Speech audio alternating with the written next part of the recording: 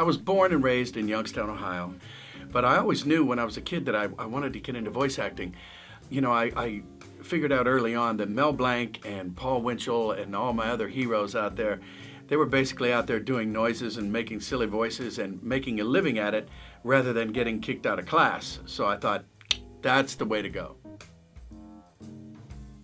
When I was a kid, I used to mimic cartoon character voices, never thinking in a million years like I ended up being Tigger and Pooh and Taz.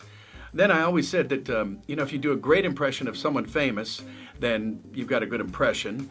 And if you do a terrible impression of someone famous, then nobody knows who it is, you got a new character. And if you do a great, perfect impression of someone that nobody ever heard of, you got a new character.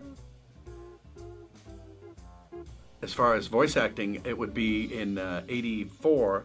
Dumbo Circus was my first job. Dumbo Circus, flying out of the sky. It was for a company that was starting up a channel. I think it was called the Disney Channel. Apparently, they've done well.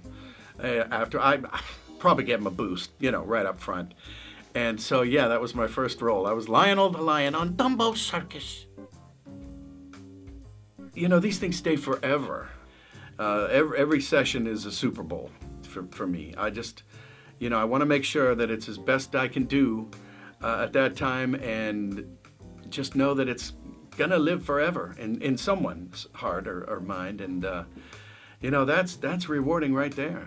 This pair of twins came up to me and said that they were latchkey kids, and that they realized somewhere along the line that I kind of helped raise them. And I said, what?